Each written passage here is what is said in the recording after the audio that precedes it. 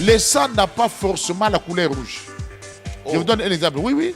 Mais laisse-moi te dire. Lorsqu'un homme libère la sémence, parlons-en. La sémence de l'homme a la couleur, dans la plupart des cas, c'est la couleur blanche. Mais il y a du sang dedans. Tonton Jaco et vous qui me suiviez, le sang que nous portions, ce n'est pas nos sangs. Nous portons le sang de nos ancêtres. On ne peut pas s'en en passer. Nous portons ce sang, même si c'est pas fini, c'est pas passé. Non, les liens de l'humanité ne se coupent pas. On est en Jésus maintenant, non? Même Jésus, on a maintenant le sang de Jésus. Lui-même aussi avait un lien de l'humanité. Donc je parle de bouc. Oui. Je parle aussi de l'agneau. De l'agneau. Mais dans le bouc, selon la Bible, il y a le bouc d'Azazel. Azazel, c'est le diable. Le deuxième bouc, c'était le bouc de l'Éternel qu'on a mené à l'autel. Mais l'agneau, il n'y a jamais l'agneau d'Azazel. Même quand tu vas au village et qu'on prépare un bouc, on dit viens, nous préparons un bouc. On va manger. Venez manger les chèvres. Il faut faire très attention. Je sais bien que l'église ne tient pas pour dire que non, on est en Christ. Être en Christ ne veut pas dire qu'on se dépouille de toutes nos traditions. Ça, ce sont aussi des erreurs. Il faut que les sacerdotaux, les chefs spirituels puissent connaître qu'il y a des lois qui sont des lois universelles. Donc nous tous, à un moment donné, quand on a crié au Seigneur, il n'y a plus de papa, il n'y a plus de maman, ça sont des folies. Même quand on parle du sang, il y a même la chose de la dot qui est liée dans le mystère du sang. Mais tu dois verser la dot au sang qui a donné naissance à cette femme, le noix de cola et le vin. Ce sont des clés en Afrique tribale pour entrer en contact avec les esprits de terre et les esprits de souche. Voilà. Il ne faut pas non plus dire que non, c'est la terre ici, je prends possession. Même la terre d'autrui, toi, tu prends toujours en possession. Même la belle famille, tu prends en possession. Il y a des terres qu'on ne prend pas en possession comme ça.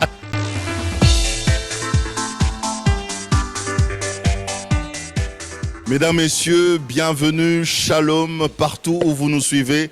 Très content de vous retrouver. Aujourd'hui, je suis vraiment dans la joie parce que je viens avec cet invité-là que vous aimez beaucoup. Il s'agit du Big Prophet Emmanuel Lumbu qui nous parle toujours des choses assez édifiantes concernant justement la parole de Dieu, concernant la divinité, mais concernant aussi le surnaturel. Mesdames, Messieurs, aujourd'hui nous allons parler de la spiritualité du sang et ses réalités. Je sais que dans vos maisons déjà vous êtes contents parce que on se pose tout plein de questions autour justement de cette spiritualité du sang, de ses réalités, ses conséquences, les alliances contractées autour du sang. Mesdames, Messieurs, on en saura un peu plus aujourd'hui avec Emmanuel Lumbu, Big Prophet. Shalom. Shalom, tonton Jaco, que Dieu te bénisse. Merci, amen. Merci. Merci d'avoir encore une fois accepté notre invitation. Amen. Les téléspectateurs ont dit que vous nous édifiez beaucoup. Vous avez une telle connaissance des choses de Dieu. Merci. Moi-même, je me demande, juste pour vous titiller, où est-ce que vous avez reçu cette connaissance? Est-ce que vous étiez dans des sciences occultes avant? Vraiment, je n'étais pas un homme de sciences occultes, mais j'ai bénéficié d'une grâce de la part de l'Éternel. L'Éternel m'a beaucoup inspiré et m'a donné une intelligence spirituelle. Amen. Depuis mon enfance, j'étais curieux et j'avais un esprit de chercher toujours à pénétrer des choses cachées. Et j'ai compris que c'est lié à ma mission. Amen. Mon appel est lié à ça.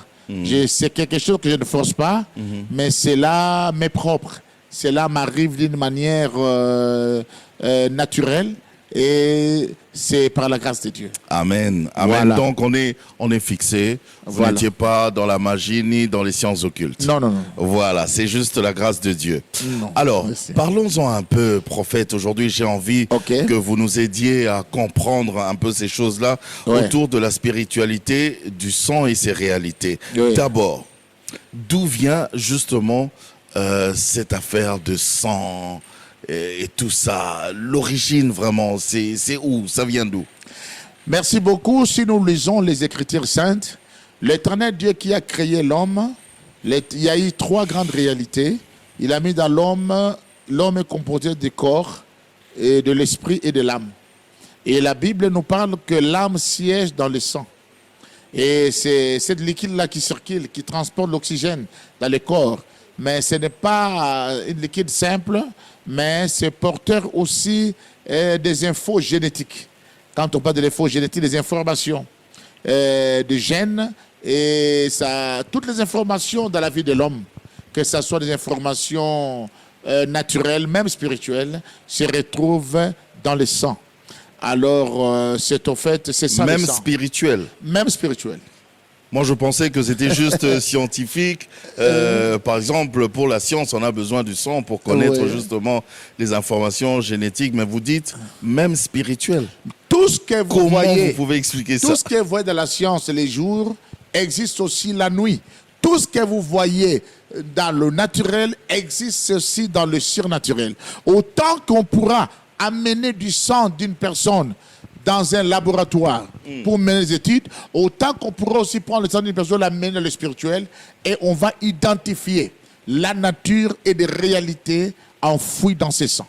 Ah ah, Voilà. nous y sommes. Alors, comment vous-même, Oui. de manière simple, vous pouvez définir le sang? Le sang, c'est cette liquide-là qui circule dans l'homme, dans le vein de l'homme, qui est porteur des informations de l'homme.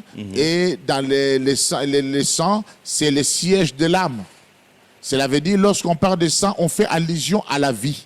Ok. Et lorsqu'on dit qu'un sang a été versé, on veut parler qu'une vie a été détruite, une personne est morte. Lorsqu'on parle de sang a coulé, cette expression voudrait simplement dire qu'une personne est morte. Donc le sang, on ne peut pas dissocier le sang de la vie. Il y a plusieurs réalités, voilà. Au point de vue vocable, il y a des définitions multiples, mais par rapport au contexte. Oui. Et pour rentrer dans notre domaine par rapport à la spiritualité. La spiritualité. Voilà comment nous faut définir le sang. L'identité. Est-ce qu'il y a c'est les tout dans le caractères sang. d'une personne dans son sang? Il y a le caractère d'une personne dans son sang parce que le sang, comme c'est déjà dans le sang, il y a les porteurs d'infos génétiques, il y a même des chromosomes, il y a déjà les caractères dans le sang. Il y a le caractère dans le sang. Et tout ce que l'on fait reste dans le sang. Tout ce que l'on fait reste dans le sang. C'est pourquoi même un animal, lorsqu'on tue un animal, la tristesse que l'animal aura, la colère qu'il aura restera dans son sang. C'est pourquoi même Dieu ne voulait pas qu'on puisse manger les animaux étouffés. Ok. On devait faire couler son sang. Parce que tous les messages du traitement qui a été offert à cet animal, ces informations resteront sur le sang. Et ça peut véhiculer facilement des mauvaises énergies. Ah oui? Voilà. C'est quoi le rapport? Mais ça, c'est un animal. C'est un animal, je vous donne un exemple. Il est fait pour être mangé. Pas forcément. C'est pour dire que vous avez été longtemps, vous avez vécu longtemps Ou pour avec être sacrifié. vous avez vécu longtemps avec un singe. Hmm. Il est devenu comme un membre de famille chez vous. Vous ne saurez pas le manger. Parce Ouais, que vous c'est vrai commencez qu'on à saura pas. partager un peu plusieurs choses avec cet animal. C'est pourquoi vous remarquerez qu'on n'a jamais offert sur l'autel les animaux sauvages. On a toujours offert sur les autels les animaux domestiques. Ok. Et un animal sauvage n'appartient à personne. Mais tout animal domestique a un propriétaire. C'est pourquoi vous allez voir sur l'autel, on n'a pas accepté le sang de félin. On n'a jamais vu le sang de chacal sur l'autel pour que Dieu agrée. On n'a jamais vu le sang de renard, ni le sang du léopard. Oui, Jésus-Christ est le lion de la tribu de Juda. Mais lorsqu'on parle du sang, on ne présente pas, on ne fait pas allusion au sang du lion. Au sang du mais lion. on fait plus allusion au sang de l'agneau, qui est un animal domestique. Voilà. Ok, Voilà. ok, d'accord. Alors, est-ce que, on est toujours dans le domaine de la spiritualité, Ok. est-ce qu'il y a plusieurs sortes de sang? Il y a plusieurs sortes de sang et il y a des substitutions aussi par rapport au sang. Ok. Parlons par rapport aux sortes de sang. Il y en a plusieurs. Les sangs humains, parlons d'abord des sangs humains. Les sangs humains ne sont pas le même. Il y a le sang de chef, il y a le sang des subalternes, il y a le sang des méchants, il y a le sang des innocents, il y a le sang des saints. Vous voyez? Parce que le sang d'une fille vierge est différent du sang d'une prostituée.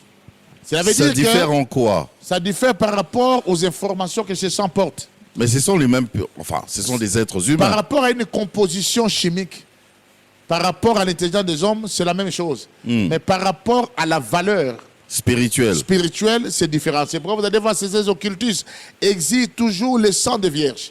Même pas seulement chez les occultistes, même dans la spiritualité, les vierges sont toujours sont toutes différentes. Je donne un exemple. Pourquoi on parle que Jézabel exigeait le sang des prophètes? Pourquoi il exigeait le sang de fous? Parce que tout reste dans le sang. La valeur, la dimension, les degrés de l'homme se trouvent dans le sang. C'est pourquoi, concernant le sang, il y a plusieurs réalités. Et pour donner encore un autre détail, les sangs ne sortent pas aux mêmes endroits. Vous savez, d'habitude, l'homme peut saigner. Mais pourquoi pour faire du goutte épaisse, on prend au doigt? Pourquoi on prend les vesses ici? Pourquoi d'autres sangs, on les prend là-bas? C'est scientifique, non? Même le sang qui coule dans l'homme, le sang des menstrues est différent du sang de la circoncision. C'est C'est scientifique. pourquoi des fois on vous dira chez certains spiritualistes, on veut seulement le sang des menstrues. On veut seulement le sang de la circoncision. Parce que chaque sang a un message. Ok. Derrière chaque sang, il y a un message. Ce message peut être lié au positionnement du sang, peut être lié au moment où le sang est sorti. Il y a plusieurs réalités par rapport au sang, par rapport au degré du sang, au niveau du sang et même à la prise du sang. Tu sais que là où il y a le sang n'a pas forcément la couleur rouge. Je vous donne un exemple. Oui, oui, mais laisse-moi te dire, lorsqu'un homme libère la sémence, parlons-en, la sémence de l'homme a la couleur, dans la plupart des cas, c'est la couleur blanche, mais il y a du sang dedans. Ok. Dans la sémence de l'homme, il y a du sang, mais ce n'est pas rouge. Voyez, parce que dans la sémence de l'homme, il y a du sang. C'est pourquoi si l'homme est malade, il met sa sémence dans une femme, la femme peut être contaminée de cette maladie. Il y a beaucoup de réalités. Mais par contre, le sang des menstrués ne coagule pas. Des fois, c'est compliqué parce que ces sangs sont des sangs morts. C'est pourquoi certaines personnes qui pratiquent n'aiment pas les femmes qui sont dans leur période de menstruée. Ils disent que ça détruit. Même pas seulement les hommes, même dans l'Ancien Testament. On disait que les femmes qui sont dans leur ne peuvent pas toucher les sacrificateurs. Parce qu'il y a des esprits souvent qui poursuivent les femmes qui sont dans cet état. C'est pourquoi des fois c'était interdit à ces Voilà pourquoi la femme à la perte de sang voilà. ne pouvait pas s'approcher. Il ne peut pas s'approcher du sacrificateur.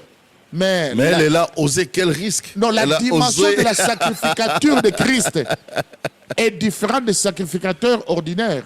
Lui avait la mission du sang. C'est lui qui devait venir arrêter l'hémorragie du monde par son sang. C'est pourquoi l'hémorragie de cette femme a été arrêtée. Opération sang contre sang. L'homme du sang est là. Et toi, ton sang là doit s'arrêter. Pièce contre pièce. Il faut voir la pièce contre pièce, arrêt contre arrêt, ordonnance contre ordonnance, promesse contre promesse. Mais ce qui est encore plus grave, Jésus-Christ a dit une chose qui ne lui avait pas souvent été familier. Il a dit, qui m'a touché? Écoutez les apôtres. Pour dire que non, le Seigneur n'exagère pas. Tout le monde t'a touché ici. La foule qui te presse de tous côtés, et toi tu poses la question en disant qui m'a touché. Il dit non, non, non. À d'autres temps, il voulait dire, mettez pas au pluriel, c'est que moi j'ai mis au singulier. Il dit, j'ai senti une force, pas deux forces. J'ai dit une force sortir de moi. En d'autres termes, il voulait dire, j'ai senti quelque chose sortir de moi sans que je l'ai voulu. Par contre, les gens disaient, maître, si tu veux que je sois pur. Il dit, oui, je veux, sois pur. Mais là, il dit, quelqu'un a décodé le code. Quelqu'un a puisé à moi quelque chose. C'était ça le langage de Christ.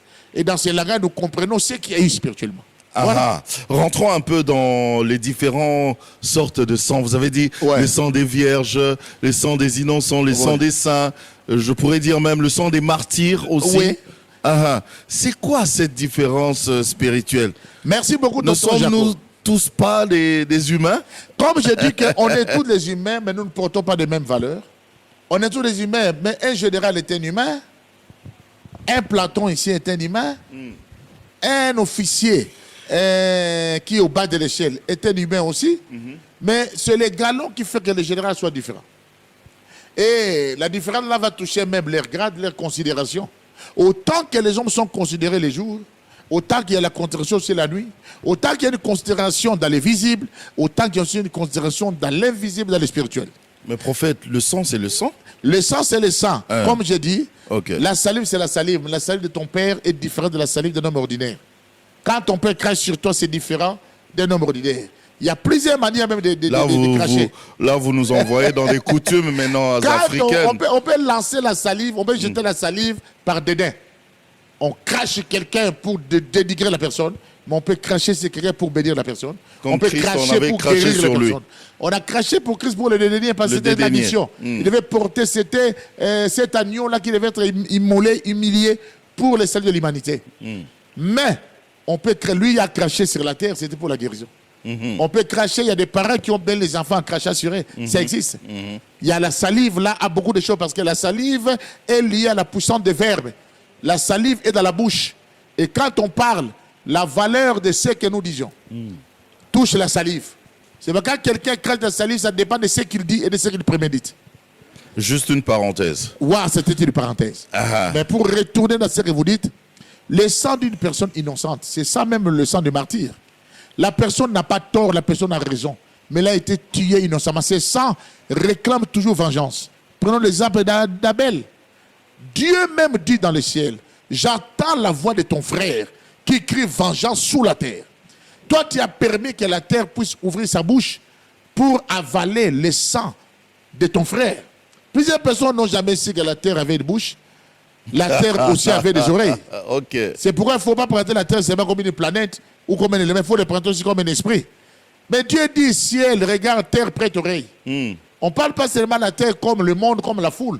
La terre aussi comme élément. Parce que la Bible dit parle à la terre. Si on parle à la terre, c'est que la terre écoute. La Bible dit terre, terre, terre. Écoute la parole de l'Éternel. Inscrit. On ne parlait pas à la terre comme la planète terre. On parlait à la terre comme élément terre. On parlait au peuple, non? Non, parler au peuple, c'est différent. Lorsqu'on parle au peuple, on parle au peuple. Quand on parle de la terre, il y a des terres qui ont reçu des paroles. Que dans cette terre, personne ne réussira. Dans cette terre, il n'y aura pas de stérile. Dans cette terre, il y aura des stériles. Donc quand on parle de bénédiction, c'est bénédiction. Malédiction, c'est malédiction. Donc déclarer de mauvaises choses, c'est malédiction. Déclarer de bonnes choses, c'est bénédiction. Donc tout dépend de ce que l'on déclare avec des cérémonies qui peuvent être aussi même imprécatoires pour impacter une terre. Voilà. C'est un peu comme si je disais Kinshasa, écoute-moi. Là, Kinshasa, je parle écoute, au peuple, non? Ça, c'est une autre chose. Je parle pas à la terre de Kinshasa. C'est pourquoi toutes les cérémonies de terre, quand on parlera pratiquement de la terre, vous devez savoir que toutes les cérémonies de terre, ce n'est pas à tout le monde de le faire. Les cérémonies de terre, pour que ça marche, ça nécessite un mandat. Tu dis que terre, écoute-moi. La terre peut te demander qui es-tu pour que je t'écoute. Kinshasa, écoute-moi. Qui es-tu pour qu'on t'écoute? Il faut que l'homme qui veut se faire écouter doit venir avec son mandat. Et au travers de ce mandat, la personne sera écoutée. Un mandat spirituel. Un mandat spirituel que la personne a reçu. N'est-ce pas que Élie a dit, il n'y aura pas de pluie sinon à ma parole. Mais tout le monde pouvait aussi imposer sa parole. Mais est-ce que la pluie allait obéir? Non. Parce que la Bible pose la question dans le livre de Job en disant, la pluie a-t-elle un père? Est-ce que la pluie a un père? À d'autres termes, la pluie a-t-elle un progéniteur? La pluie est le résultat de quelqu'un ou de quelque chose. Mais pour se faire père de pluie, il faut en avoir la force. Donc ce n'est pas donné à tout le monde. Donc voilà, c'est pourquoi le sang se différencie. Le sang des saints, il y a des personnes pieuses. Il y a des personnes qui sont honnêtes. Il y a des hommes de Dieu. La Bible dit Jézabel dans l'Apocalypse. Il était ivre de sang des saints. La poursuite de Jézabel, lorsqu'elle poursuit l'église, la dame assise sur la bête écarlate, elle, là, ce qu'elle veut, c'est faire quoi? La bête qui est la Babylone la grande, c'est le sang des prophètes. Sacrifier les prophètes, martyriser les prophètes. Parce que le sang des prophètes n'a pas le même prix, n'a pas la même valeur que les sangs ordinaires. Tu vois? C'est pourquoi il y a des sangs qui sont des sangs compliqués. Mais qu'est-ce qui fait cette différence, justement, prophète? Parce que là, mais la différence est liée... on est perdu. C'est lié au destin et à la mission. Vous savez, il y avait un vendeur de journaux en Tunisie. Rien qu'à cause du fait que lui s'est brûlé, s'est donné la mort, ça fait sauter le pouvoir. Comment un homme qui n'était qu'un vendeur de journaux, mais rien que passer son sang à couler, ça chambardait le système. Il faut faire attention. Il y a des sangs qu'on ne peut pas verser comme ça et rester sans conséquence. Ça dépend du niveau et du degré du sang. Vous allez aller dans certains endroits, vous allez trouver, il y a eu beaucoup de gens qui sont morts. Il y a eu des prophètes. Mais pourquoi le sang de Christ sème ou crée des problèmes à l'adversaire jusqu'à présent? Pourquoi ce sang continue à parler? Pourquoi ce sang continue à agir? C'est parce qu'il n'était pas ordinaire. Oui, il est né d'une femme, mais il est venu de quelque part. Il est venu de l'éternité. Il est passé par les ventres d'une femme. Il a porté un corps. Il a porté aussi un sang portant le corps. Dans son sang, il est aussi descendant d'une tribu, de Juda. Il avait aussi ses ancêtres. On dit quoi? Fils de David, il a regardé. Parce qu'il était aussi, il avait une lignée sur cette terre. Oui. Mais son sang là avait une mission. Chaque sang a aussi sa mission. Ok. Et ça, ce sont des choses qu'il faut comprendre. Parce que si vous allez au Japon, la tribu Maguchi, c'est l'une des tribus des hommes forts. Ils sont comme ça. Il y a des tribus qui sont des tribus dans lesquelles nous trouvons plus de royauté. Il y a des tribus des intellectuels, il y avait des tribus des sacrificateurs. C'est Dieu qui a donné à chaque sang par Jacob. Parce que Jacob, quand il bénissait les 12 tribus, il n'a pas donné des bénédictions qui lui venaient en tête comme ça. Il a dit, rassemblez-vous, fils d'Israël, fils de Jacob. Je vous dirai des choses qui vont arriver dans la suite du temps. En d'autres termes, il voulait, je vais prophétiser sur vous. Toutes les bénédictions des 12 tribus n'étaient que des prophéties. Ok. Parce que quand on disait que Juda, les sceptres ne se lèveraient pas, il n'avait pas encore les sceptres, on parlait d'une vie future de Juda. Tu vois, il y a de ceux-là qui expérimentaient certaines choses. On a parlé de Nephtali, on a parlé, chaque tribu avait moins son totem. D'autres étaient des lions, d'autres serpents, d'autres des biches en liberté, d'autres c'était le loup. Donc c'est comme ça. Donc cela veut dire que le sang est chargé de messages. Plus loin, le sang même est chargé de missions. Ok. C'est pourquoi il y a des missions quand le Père ne l'accomplit pas, c'est le Fils qui l'accomplira. On arrivera. Je voulais poser d'ailleurs cette question. Puisque vous avez parlé des nations, des tribus et tout ça. C'est ça.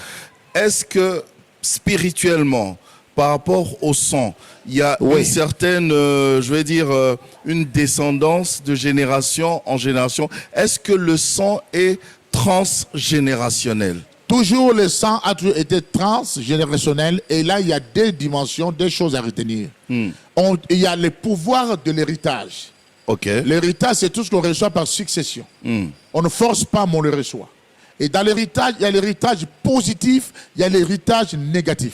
La Bible dit Dieu même punit l'iniquité des pères. Il est puni au fils jusqu'à la 4e génération, 3e ou 4e génération. Mais la bénédiction jusqu'à la 1000e génération. Donc jusqu'à la 1000e génération pour la bénédiction. Ça veut dire qu'on peut hériter des bénédictions, on peut hériter des bénédictions. Tonton Jaco et vous qui me suiviez, les sangs que nous portions, ce n'est pas nos sangs. Nous portons les sangs de nos ancêtres. On ne peut pas s'en en passer. Nous portons ces sangs, même si c'est pas fini, c'est pas passé. Non, les liens de l'humanité ne se coupent pas. On est en Jésus maintenant, non? Même Jésus on a maintenant le sang de Jésus. Lui-même aussi avait un lien de l'humanité. Lui-même, il nous a donné son sang, il a dit mais buvez, il avait aussi un lien de l'humanité. Jésus est monté à la croix avant l'Apocalypse. Mais en Apocalypse, qu'est-ce qu'on a dit? On ne l'a pas appelé les lions de la tribu de Nephtali. On ne l'a pas appelé, voici, les lions de la tribu de Dada vaincu, non, les lions de la tribu de Juda. Parce que cette mission appartenait à la tribu de Juda. Alors, dans le lien, si quelqu'un hérite l'infirmité de son père, c'est un lien négatif. Il hérite la débauche de son père, c'est un lien négatif. Mais il y a aussi des liens positifs. Peut-être que quelqu'un peut hériter l'intelligence de son père. Dans les liens transgénérationnels, c'est dans le sang. C'est dans le sang, c'est dans le sang. C'est spirituel, ça. Et c'est codé même par les esprits. Il y a des esprits qui peuvent localiser que ça, c'est le fils d'un tel. Ça, c'est tel sang. Il y a quelqu'un qui a connu un problème. On a dit que ce n'est pas toi à cause de toi, mais tes ancêtres ont fait des choses. Et parce que tu portes leur sang, nous voulons te le faire payer. Mais même dans la Bible, on voyait qu'un prophète, celui qui avait des dettes. Mais les gens sont venus faire quoi? Prendre ses enfants. Donc si on lui devait des bénédictions, les enfants pouvaient aussi hériter. Mais comme c'était lui qui devait aux autres, c'est pourquoi on était venu chercher ses enfants. Donc ça veut dire que ce que nous faisions peut aussi toucher nos enfants, en bien ou en mal. Je vois deux fois dans les écoles prophètes, tu vois un élève, on demande, comment tu t'appelles? Je m'appelle Lumbu. Mais Lumbu, on a eu un grand frère ici, Lumbu, qui a terminé dans cette école. Voilà. Les Lumbu sont très intelligents. Voilà, ce sont des Ou les Lumbu sont très turbulents. Voilà. C'est ça l'héritage spirituel. C'est pourquoi dans les noms, chacun a un nom. Les noms, c'est ce que nous avons en commun. Il y a aussi les prénoms. Il y a même des surnoms. Il y a ce qu'on appelle des sobriquets, que voulez-vous. Il y en a plein. Django. Mais dans chaque nom, il y a des personnalités. derrière. Il y a des caractères dans les noms. Même dans la famille, quand vous donnez les noms aux enfants, il y a des empreintes de ces noms qu'on peut retrouver chez les enfants. Le nom n'a rien à voir avec le sang, hein, le lien de sang. Hein. Non, les noms, il n'y a aucun sang qui reste sans nom. Moi, je m'appelle Lumbu. J'ai le sang Lumbu parce que mon papa s'appelait Lumbu, mes ancêtres aussi. Ok. Mes enfants s'appellent Lumbu. Ça, c'est déjà aussi un nom. Parce qu'il n'y a aucun sang. Est-ce qu'il y a un lien de sang qui est dedans? Mais il y a un lien ça. de sang parce que d'abord, quand vous me voyez à paix à son âme, mon père qui nous a quittés, vous comprendrez que j'étais son fils. Ok. Vous direz, ben ça d'abord, des traits de ressemblance, peut-être la manière de parler, certains phénotypes, hein, au fait, certains caractères d'harmonie qui se ressemblent. Ça, c'est dans les gènes. Hein? Dans les gènes, parce que c'est les porteurs de défauts génétiques. On les trouve dans les sangs. Dans les sangs, il y a toutes sortes de formations. Même les états de santé. On peut comprendre la personne, même si la personne a quel âge par les sangs. Mais si ça, c'est un homme ou une femme. Mais ça, c'est dans les gènes, vous avez dit, c'est scientifique. Ouais, c'est Quel scientifique. rapport avec la spiritualité? C'est ce que j'essaie de comprendre. Avant que les gènes n'existent, avant que les scientifiques existent pour détecter les gènes, les spirituels existaient avant et tous. Je voudrais dire, pourquoi dans le monde est sorti du spirituel. Pourquoi le sang est si dangereux dans la spiritualité? Dans la spiritualité, le sang est dangereux à cause des réalités autour du sang. Okay. Parce que le sang représente beaucoup de choses. Le sang peut être aussi un faveur. Le sang peut être aussi une interdiction. Le sang peut être aussi une monnaie. Le sang peut être beaucoup de choses. Parce qu'il y a des gens qui peuvent dire il est devenu ce qu'il est parce qu'il a sacrifié plusieurs vies. Il y a des matchs de football. Après avoir donné la vie de quelqu'un, les gens ont gagné. L'équipe a gagné le match. Okay. Il y a plusieurs réalités. Mais dans ces domaines, toujours par le sang, mais on peut pas forcément, même Dieu aussi, passer par le sang, mais pour pardonner Israël. Par l'effusion du sang, il y a le pardon du péché. Le péché, oui. Il y a beaucoup de choses. Pourquoi Dieu devait voir le sang? Mais Dieu ne va pas toujours accepter ou chercher que les gens meurent à tout moment. Il y avait des substitutions par rapport à ça. Okay. Il y avait des substitutions. Parce que dans le domaine de la substitution, il y a deux mondes. Il y a le monde animal et le monde végétal. Ok. Parlez-nous-en. Oui. Nous parlons du monde animal. On remplaçait le sang qui partait à l'hôtel. Il y avait deux animaux. Plus, il y avait le bouc, il y avait aussi l'agneau. Je parle de l'agneau. Mais, vous allez voir que le bouc, il y en avait deux dimensions. Bouc d'Azazel et le bouc de l'Éternel. J'ai vu dans les obsèques de la reine Elisabeth, on a utilisé une chèvre. Mais ce sont des gens qui sont en train des fois de nous distraire. Parce qu'ils disent que les Africains, vous êtes dans les croyances.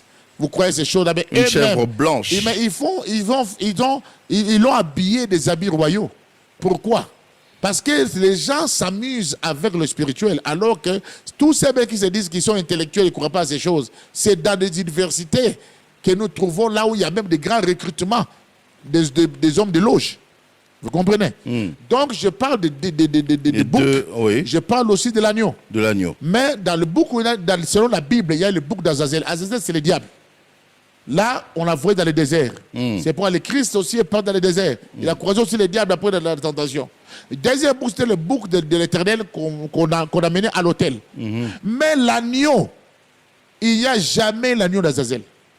Et Baphomet, c'est aussi toujours le bouc? Le Baphomet, tu vois l'image des boucs. C'est ça, Azazel même. Il y a des réalités de Baphomet liées à Azazel. Voilà, Tonton Jaco. C'est comme ça avec ces choses. C'est pourquoi il ne faut pas s'amuser. Même quand tu vas au village et qu'on prépare un bouc, on dit, viens, nous préparons un bouc. On va manger. Venez manger les chèvres. Il faut faire très attention. Parce que tu ne sais pas. Quelqu'un a déjà mangé une chèvre comme ça dans la famille. Après, une nièce est morte. Il va dire, mais tante, comment ma nièce est morte? Il dit, mais la chèvre que tu as mangée hier, c'est comme si tu donnais ton accord. Ça donnait. C'est pourquoi quand tu te prépares un bouc, même on veut il faut poser la question, pourquoi vous le faites? Je vais donner un exemple. Pourquoi, même chez les Kassaïens, un peu aussi au Bas-Congo, quand tu épouses une femme, des fois tu apportes la chèvre, tu apportes le bouc. Pourquoi? Parce que la femme, on estime qu'elle est vierge.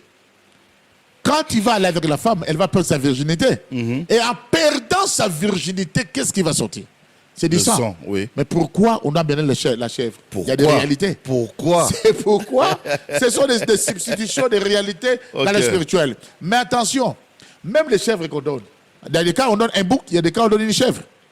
Parce que Des fois même, à l'époque, quand on donnait même des veaux, quand vous allez à l'Est, vous allez trouver, ils donnent des bœufs, tout ça.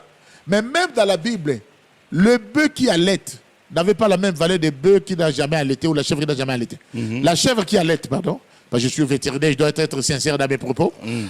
La chèvre qui allait est différente de la chèvre qui n'allait pas, ou la vache qui allait est différente de la vache qui n'allait pas. C'est quoi la différence? Parce qu'ils n'ont pas de même valeur. Même quand vous allez acheter des chèvres, la chèvre qui a déjà mis bas n'a pas le même prix que la chèvre qui n'a pas remis bas. L'autre va dire qu'il a déjà travaillé. On peut aussi refuser cette chèvre. Mais dans d'autres termes, on peut dire que, ouais, elle a la fécondité. Même la chèvre, quand on vend une chèvre qui est grosse, n'a pas le même prix qu'une chèvre ordinaire. Il y a beaucoup de réalités dans ça. Je sais bien que l'église n'a pas pour dire que non, on est en Christ. Être en Christ ne veut pas dire qu'on se dépouille de toutes nos traditions. Ça, ce sont aussi des erreurs. Parce que, mais attends, pour venir au Congo... Là, vous êtes en train de choquer quelqu'un, là. Mais qu'il soit si aussi et dans les compréhensions ne nous ont pas choqués. Qui choque qui? C'est vous qui choquez? Vous comprenez? On est en Jésus déjà, vous dites non, on ne doit pas tout laisser. Jésus-Christ, s'il était contre toutes ces choses, n'allait pas être circoncis. On l'a circoncis, on a donné des tutelles. Telles que la loi juive se présentait. Ben oui, mais c'était la loi juive. Les recommandations divines. Et ensuite, il est passé par... C'était ça son alliance. Et il est passé aussi par les eaux de baptême comme nous passons aujourd'hui. Et lui-même a inauguré ça. C'était divin. Mais pour nous, c'est quoi? C'est satanique. Nous aussi, c'est encore divin parce que là où il est passé, nous passons là où il est passé parce que Christ en nous, c'est l'espace de la gloire. Je suis en lui, je fais comme lui. Il a dit, ce que j'ai fait, vous le ferez et vous en ferez de plus grands. Voilà, c'est en ça que je suis même chrétien. Ok. Voilà. Alors, on est toujours dans la substitution. Oui. On parlait du sang végétal et du sang animal. Je n'ai même pas touché le végétal. On parlait du sang animal. À l'animation végétale, on a le jus de raisin, on a vu. On a la vigne. Aujourd'hui, le Christ a dit, voici ce vin. Voici le pain qui est le symbole de mon corps et le vin qui est le symbole de mon sang. Il a substitué son sang par le vin. Le vin, c'est le végétal. C'est le jus végétal. C'est du jus végétal.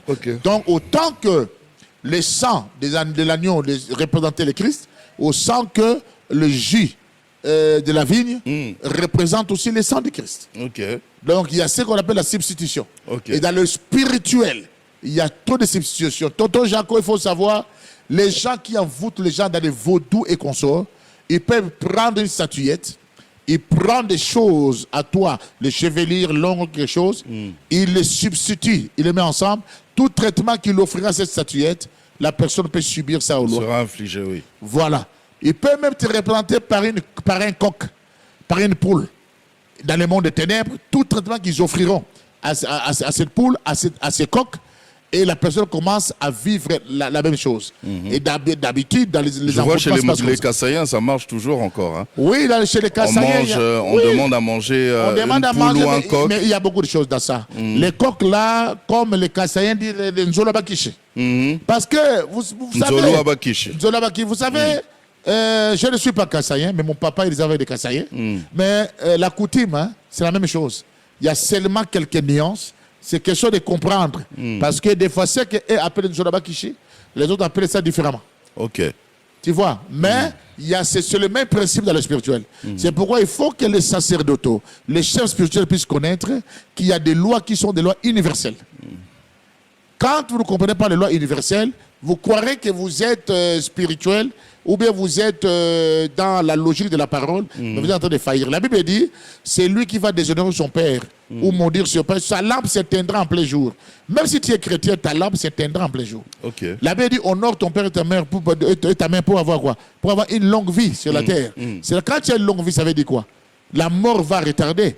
Donc, honorer le père et la mère peut retarder le protocole de la mort pour quelqu'un. Ça, c'est fort. Rien que parce que moi, j'ai déjà vu un papa dire à son fils militaire, c'est toi qui me nourris, c'est toi qui me donnes à manger. Tu vas en guerre, tu vas retourner, aucun malheur t'arrivera. À moins que je ne sois pas ton père.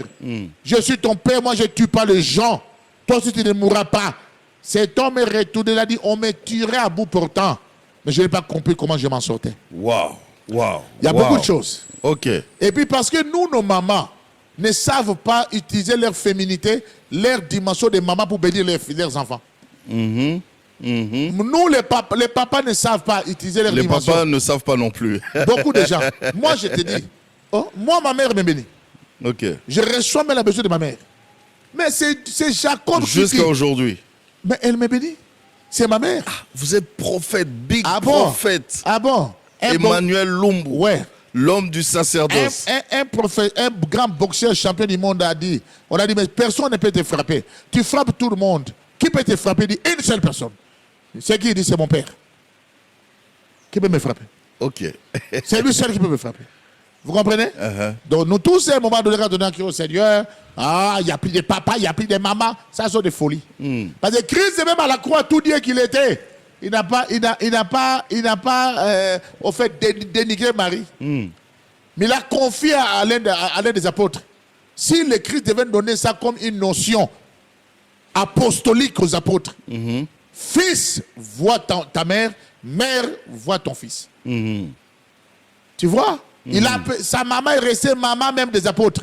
Je ne viens pas ici pour dire que nous, on va prier la Vierge Marie. Nous, on n'a pas cette doctrine. Nous, on la comprend comme une personne qui a reçu le salut aussi par Christ. Mais il que la Bible dit, après cette déclaration, ces disciples-là a pris la maman de Christ chez lui. Même la Bible va dire, celui qui prend pas soin de ses parents ou des membres de sa famille est plus qu'un païen. Donc nous devons comprendre qu'il y a des choses qu'on avait compris avec les premiers zèles.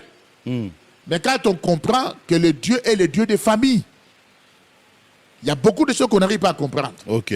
Tu vois, je sais que dans la famille de Christ, il y a beaucoup de choses. Il y a eu il y a eu des drames dans des familles, il y a des choses qui n'ont pas laissé les gens sans conséquences. Comme Ruben est allé prendre la femme de son père.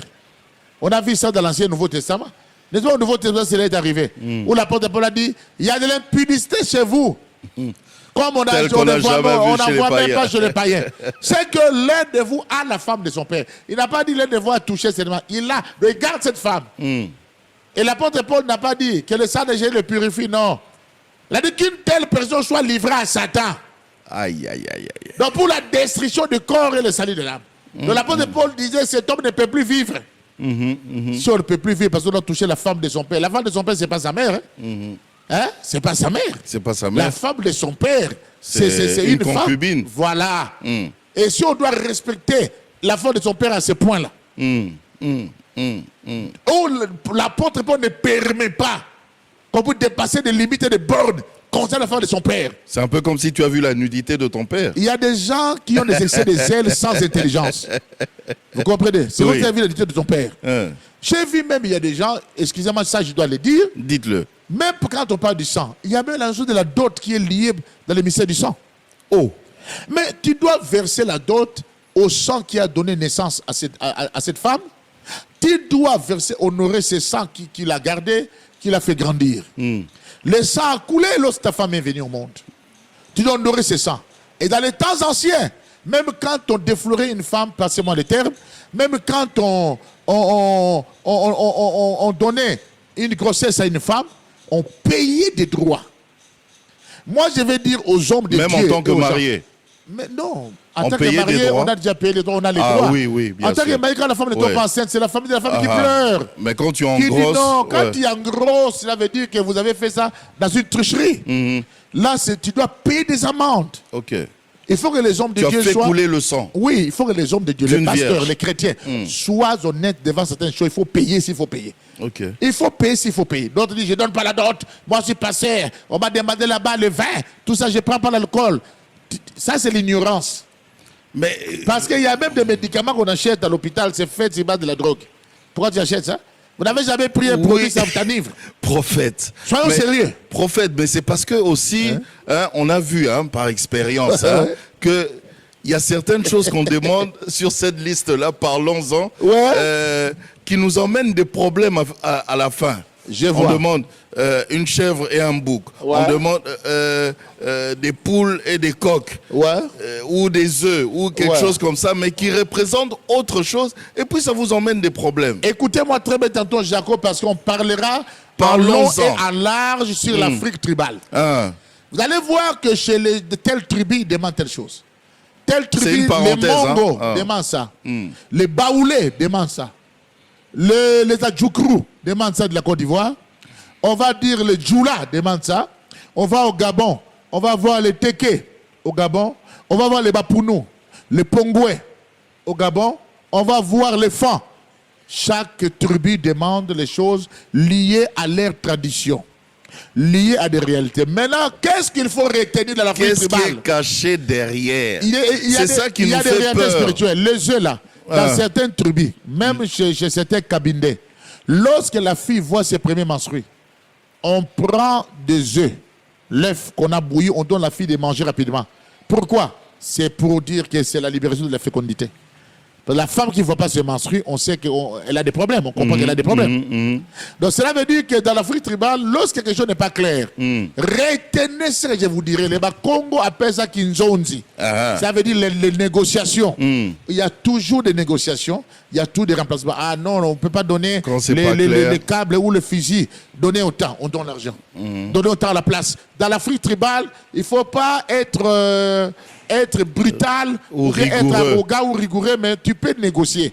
Dans le domaine du mariage, il faut avoir un langage négociateur. Mais même si je donne l'argent, c'est un substitut à quelque chose. Moi, donc, je vais t'amener encore plus loin. Ouais, il y avait une guerre qui éclatait à l'Est. Il y a un monsieur qui a sauvé, qui était fiancé à une sœur. La tribu était les Louba. Le monsieur a sauvé cette sœur de la guerre avec tous ses 5 frères.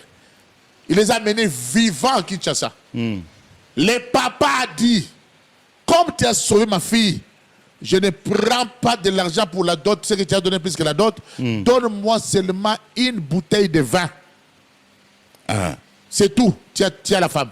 Ça devient encore autre chose. Autre chose. C'est pour dire qu'il y a des cas exceptionnels. Oui. C'est pourquoi dans l'Afrique tribale, il y a toujours les pourparlers, il y a la négociation. C'est pourquoi la joie même du mariage, c'est ça. Un homme est allé dans les mariages, on a dit, bon, toi, on vous demande 5 000 $. On demande ceci, c'est là. Il a donné papa. La famille a dit, non, tu nous as dénigré. Tu viens nous montrer que tu as pris cette femme facilement. Nous voulons te voir débattre. Ah, sans casier. Non, prenez 30, prenez 20. Non, non, c'est ça la joie du mariage. On doit discuter la facture comme ça. C'est ça même la joie du mariage. Mais certains aussi disent, voilà, il a honoré sa femme. Ah, il a tout donné. Non, il faut tout donner, mais en disant, la femme, c'est quoi? Tu sais que la femme aime une chose. La femme aime des hommes suicidaires. Ok. La femme aime un homme qui peut mourir pour elle. La femme aime un homme qui peut dire, je marche à pied, mais toi roule un véhicule. Toutes les femmes aiment ça. Toutes les femmes aiment ça. Et c'est pourquoi vous allez voir chez les Mongos. Qu'est-ce qui se passe? Lorsqu'un mari vient demander la main de la femme, les maris doivent faire une démonstration de voler le canard à la belle famille. C'est pourquoi? Pour montrer qu'il est un homme. Ah, les Mongos, excusez-moi, moi j'ai épousé ma femme et Mongo, mais moi j'ai pas volé de canard, moi j'ai payé ma dot. Parce qu'ils disent que non, c'est un homme, notre fille ne mourra pas de faim, parce que son mari sera capable de voler pour elle. Donc cela veut dire que tout ça, c'est la dépensée des tribus et tout et consorts. C'est pas forcément mauvais. Je dis pas que c'est pas forcément mauvais, je dis que c'est pas forcément mauvais, je dis pas qu'il faut le faire. Il y a des choses qu'on peut pallier à autre chose, qu'on peut substituer. Il y a toujours les pourparlers. Mais quand j'ai la révélation que c'est qu'on me demande là, c'est suspect. Parce que même le vin qu'on demande là, vous avez parlé ici du sang végétal. Ouais. Ah, qui me dit pas que ce vin-là, c'est le sang qu'on me demande? Alors, ça, il faut voir. Il y a des tribus, vous allez voir, on donne des choses, on dit telle chose pour la tante, telle chose pour l'oncle. Même quand on prend le vin, des fois, il y a des exigences. Tu sais qu'il y a les noix de cola. Les noix de cola et les vins, ce sont des clés en Afrique tribale pour entrer en contact avec les esprits de terre et les esprits de souche. Ok. Tu ne peux pas aller au bas Congo. J'ai jamais compris cette importance-là qu'on C'est pas seulement au Congo, même au Gabon, aux noix de cola. même au Cameroun, même au Congo-Brazzaville, même en Côte d'Ivoire. Makassou, pour ceux qui nous suivent. Mais c'est ça le problème. Les noix de cola et le vin, c'est la connexion. Il y a même des endroits où on a écrit route barrée, selon la tradition. Quelqu'un vient là-bas avec le nom de cola, il vient avec le vin, il parle il passe, il n'a pas de conséquences. Celui qui vient passer comme ça sans faire quelque chose, trouve des conséquences. Ok. Mais il faut faire attention, il ne faut pas aller appliquer ça. Dans le vin en Je tant ne que vous encourage le vin pas en tant que sang végétal. Attention, il ne faut pas aller appliquer ça comme ça parce que tu peux rêver des choses que tu ne pourras pas maîtriser. Il ne faut pas non Faut plus avoir dire... le mandat. Voilà, il ne faut pas non plus dire que non, c'est la terre ici, je prends en possession. Même la terre d'autrui, toi, tu prends toujours en possession. Même la belle famille, tu prends en possession. Il y a des terres qu'on ne prend pas en possession comme ça. Oh, Moi, mais vous, l'église ici, disons-nous de vérité. vous avez pris Je possession. suis invité aux Vous Indes. ici, vous avez pris possession. On a pris possession parce qu'il y a des raisons. Il y a deux manières de est-ce prendre que des c'est possessions. votre terre? Il y a une prise de possession partielle. Ok. Il y a la prise de possession totale. C'est pourquoi on ne peut pas faire la dédicace dans une maison en location. Parce que la dédicace ne se fait pas seulement sur ça fait sur la terre. Parce que c'est pourquoi la prière de la dédicace de Salomon laissait une racine comme une pierre, comme un rocher, comme le socle. Même s'il y avait des combats qui cassaient le temple, mais cette prière criait et le temple avait toujours été rebâti. C'est pourquoi il faut faire très attention. Quand on veut faire la dédicace dans une maison à louer, on fait la dédicace du travail, mais pas totalement du lieu. Ok. Parce qu'on est locataire. Ah. À ma qualité de locataire, j'ai droit, si j'ai le contrat de 5 ans. Après 5 ans, je laisse la maison. Ce n'est plus pour moi. Ok. Je laisse la maison après 5 ans. Là, c'est la possession partielle. Ça, c'est la possession partielle. Pendant que je suis là, même le bailleur, s'il est sorcier, même la bailleresse, si elle est sorcière, elle ne peut pas me toucher parce qu'elle reçoit mon argent. Elle ne peut pas me toucher. C'est pourquoi il y a des maisons, quand vous rentrez, vous devez savoir comment prier par rapport à la maison. Négociez bien, il ne faut pas rentrer frauduleusement. Il ne faut pas rentrer et compter parce que le contrat de bail te donne accès. J'ai aujourd'hui, par exemple, le visa de l'Inde. Mais ce visa de l'Inde me donne droit d'entrer en Inde. Ça veut dire que je respectais le processus. Je payais mon argent. Je dois fouler mes cette terre. Parce que j'ai payé mon visa. Et en me donnant le visa, ils ont dit, ils voulaient dire à d'autres termes, c'est accordé et on a reçu ton argent. Même l'homme blanc qui est plus riche, l'Europe est plus riche que nous, on ne prend pas les visas gratuitement. Même les États-Unis, le pays le plus matérialisé, on paye toujours le visa. C'est pour dire que dans une terre, on ne rentre pas comme ça, gratuitement. Bien sûr. Non, il y a toujours des droits qu'on paye. En tout cas, voilà. Merci prophète. Je pense que on va pas s'arrêter ici. Moi, je propose à nos téléspectateurs d'avoir une deuxième partie, une suite, pour continuer à parler de la spiritualité du sang et ses réalités. Vraiment, ça, je voulais seulement dire une petite chose avant que vous n'arriviez vous permettez, Toto Jaco. Oui. Par rapport au sang, vous avez dit dans la famille, les dots et consorts. Nous parlerons dans cette suite-là le danger de ceux qui font couler le sang. Il y a des sangs, quand tu le fais couler, tu rentres dans, tu te mets, tu t'exposes à des poursuites. Bien sûr, on va en parler, on parlera même aussi du langage du sang. Tout ça, on en parlera. J'ai appris que le sang parle. Le sang parle. Il dit quoi? Mais si le sang parle, quelle est sa langue, quel est son langage? Et c'est ça qu'on va voir. Prenez rendez-vous pour la deuxième partie de l'émission. Exactement. Big Prophet, je vous dis merci de tout cœur. Merci à toi, Toto Jaco aussi. Et merci à vous également, chers téléspectateurs, de nous avoir suivis. Que Dieu vous bénisse abondamment. Au revoir. Au revoir.